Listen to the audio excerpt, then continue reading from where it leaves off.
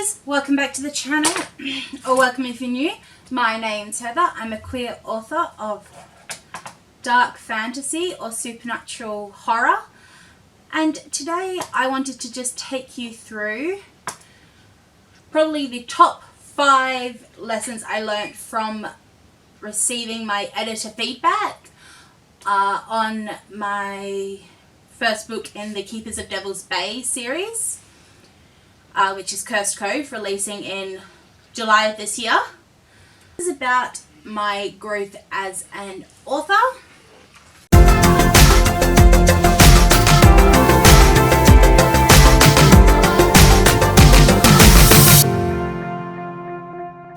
I'd love to know which of these you found most interesting, and if you have any other light bulb moments you have had with getting your book edited.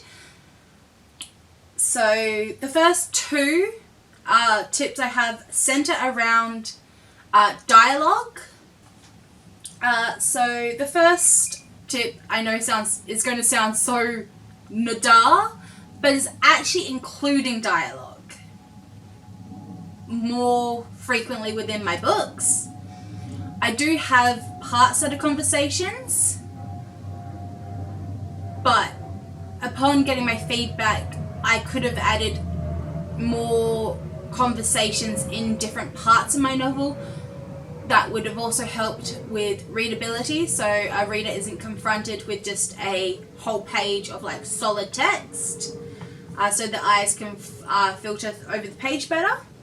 It also helps with showing, not telling, which is a big thing that we're all told about, but often implementing it sometimes can be a bit more difficult. Second part of the dialogue is conversations are two-sided quite often if they're between people, and you need to allow, I needed to allow the questions that were asked of a character to actually have that character respond to them. So for example, if George is asked how he's feeling, at no point in that conversation does George actually give the answer of how he's feeling. So that is also leading on to the third step, which is going to help a bit in terms of helping underwriters like myself. Is conversations also help explain emotions of characters and also movement. So people, when they talk, are animated, such as myself. I talk with my hands a bit, I tilt my head. It conveys emotions rather than just telling people the emotions.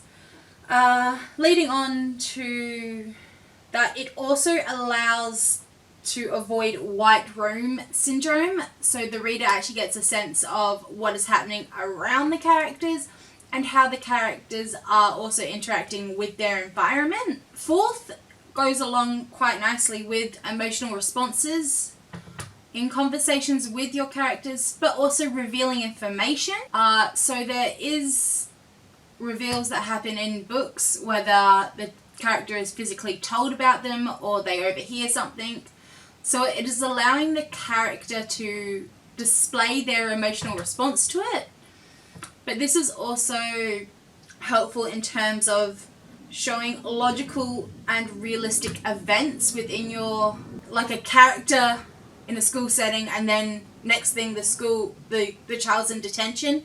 Showing that in-between stage of what they actually did to land them there helps flesh out the story. It helps with the character development and the relationships between the characters.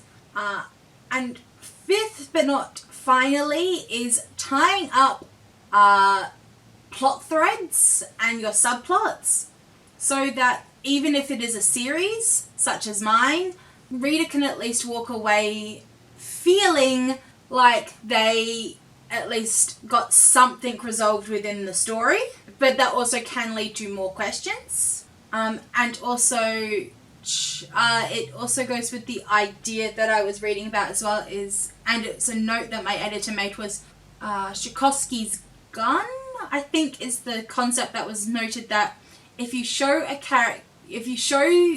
your audience a gun in the first 20% of your book, you at some point actually have to show the gun being fired. So if you put something in place, you need to at some point return back to it so it has some purpose.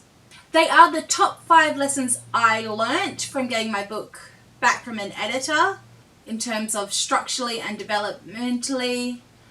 I would love to know any of your biggest light bulb moments that you've had. If you're not feeling overly chatty but you've got to this end part of the video and you want to let me know you were here, please leave a light bulb or a pen emoji in the comments down below.